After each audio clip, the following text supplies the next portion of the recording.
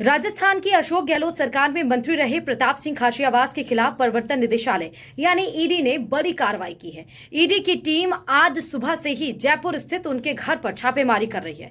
यह कार्रवाई देश के सबसे बड़े चिटफंड घोटालों में शामिल पीएसीएल घोटाले से जुड़ी बताई जा रही है। लेकिन इस बीच में प्रताप सिंह खाचरियावास अपने घर के बाहर आए, जहां पर समर्थकों की भारी भीड़ लगी है, जहां पर मौजूदा सरकार यानी बीजेपी सरकार के खिलाफ जमकर नारेबाजी की जा रही है और प्रताप सिंह खाचरियावास के जिंदाबाद के नारे लग रहे हैं। उस दरमियान करण सिंह यानी कि उनके भाई और प्रताप सिंह खाचरियावास दोनों घर के बाहर आए, क्योंकि प्रताप सिंह खाचरियावास अपने भाई करण सिंह के साथ ही उस घर पर रहते हैं जहां पर ईडी की टीम अभी भी मौजूद है। उन्होंने कहा कि ईडी ने बिना कोई नोटिस दिए ही ये सर्च कार्रवाई कर रही है। ये तो अधिकारी हैं, इनका सपोर्ट करना चाहिए क्योंकि इनको ऊपर से ऑर्डर मिला होगा।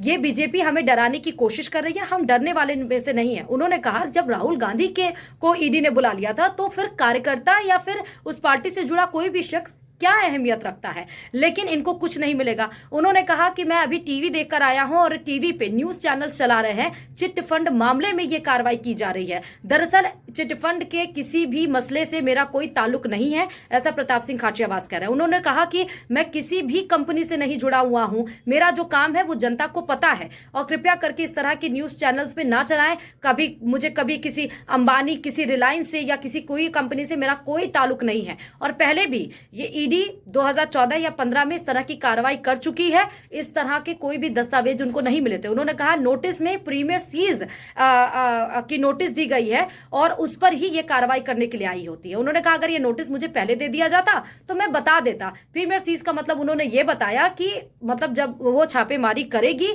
और फिर बताएगी कि क्या कुछ संदिग्ध मिला है या किस मामले में वो कार्रवाई कर रही थी। तो उन्होंने कहा चिटफंड से जुड़ा मेरा कोई भी मसला नहीं है, मैं किसी भी इस तरह की कंपनी से ताल्लुक नहीं रखता हूं। अब आपको यह बताएं कि जो चिटफंड की बात सामने आ रही है पीएसीएल घोटाले की, वो क्या है। दरअसल ईडी को इस बात के संकेत मिले थे कि घोटाले की रकम में से लगभग 30 करोड़ रुपए की राशि कांग्रेस नेता प्रताप सिंह खाचरियावास से जुड़ी संपत्तियों में निवेश की गई है। पीएसीएल कंपनी पर देश भर के 5.85 करोड़ निवेशकों से करीब 49,100 करोड़ रुपए की ठगी करने का आरोप है। केवल राजस्थान में ही 28 लाख लोगों ने 2,850 करोड़ रुपए का निवेश किया था। सेबी ने इस कंपनी की स्कीमों को अवैध मानते हुए 22 अगस्त 2014 को इसकी सभी कार्यों पर रोक लगा दी थी। कंपनी ने कथित रूप से रियल एस्टेट में निवेश कराने के नाम पर लोगों से मोटी रकम भी वसूली थी। और इस घोटाले की गंभीरता को देखते हुए सुप्रीम कोर्ट ने 2 फरवरी 2016 को तत्कालीन मुख्य न्यायाधीश आर.एम. लोढ़ा की अध्यक्षता में कमेटी का गठन किया था। कोर्ट ने कमेटी को पीएसीएल की संपत्तियों की नीलामी पर निवेशकों को उनकी राशि ब्याज सहित लौटाने का आदेश भी दिया था।